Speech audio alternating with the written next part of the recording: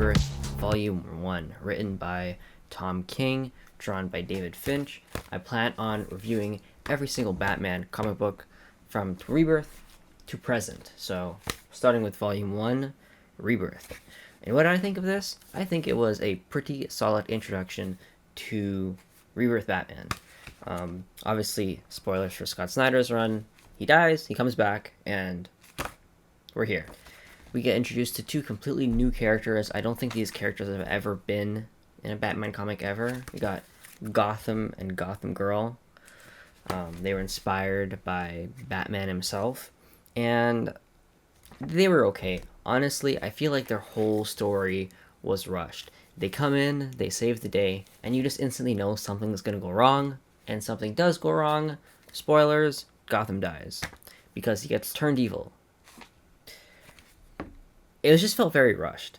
I didn't really have enough time to actually get a connection to either of them. Obviously, they have a kind of a heartwarming backstory of Batman saving them, similar to how he became Batman. He saved his parents in a crime alley, and it inspired Gotham to be who he is, and his sister followed him.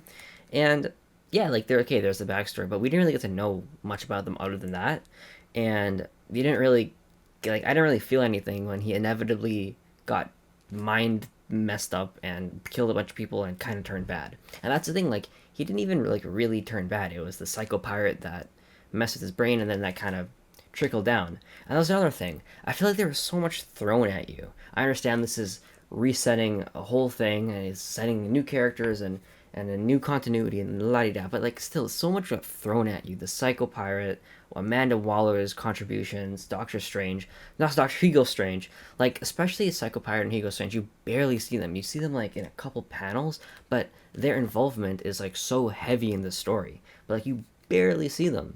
So it's like I really wish we could spend more time with them, see what exactly Amanda Waller was doing with them, just because they had such a pivotal role, but you don't really see them much. Again, so I feel like just this whole story, I'm not saying I want it to be longer, but I just felt everything just felt so rushed. I feel like a new superhero in Gotham helping Batman out, and then him slowly kind of seeing the cracks and the flaws and how Gotham just spits at you, and so all that slowly, and then over time he turns bad, and over time the sister has to take him down over many issues. That would have been cool, but it just everything just felt so rushed in this. Again, it's not a bad comic book at all, and I really enjoyed it. It's very fast paced, and I was never bored. The art is solid. Listen, Greg Capullo is like up here, right? So it's going to be very hard to meet those Greg Capullo level expectations. And I'd still say Greg Capullo is my favorite Batman artist, but this is as good as it gets. It's really good. I very enjoyed it. There are some great panels in there, and I love that you can see some of the pencils that David Finch did at the back, because they're really beautiful. They're just really good. Like it's true talent right there. Overall, a solid introduction, solid reintroduction. I did enjoy it. I felt it was just a bit rushed. And the next one has more to do with him trying to help Gotham Girl, getting some cure, finding Psycho Pirate. So I think he's actually going to go find him, and we're going to get to see more of them. Again, it's like I felt they just were thrown in there, and like there was like no backstory. If you don't know who Psycho Pirate is, which he's not like a very popular or well-known Batman villain. Like he's like a C-tier Batman villain, right? So it's kind of like this is like a jumping on point, right? So if you're like a casual Batman fan, there's a big chance you might not know who Psycho Pirate is. Even Hugo Strange, like he's a bit more popular, but still they're still kind of like C, maybe even B-tier Batman villains. So I hope in Volume 2, I Am Suicide, we get a better introduction to both those characters.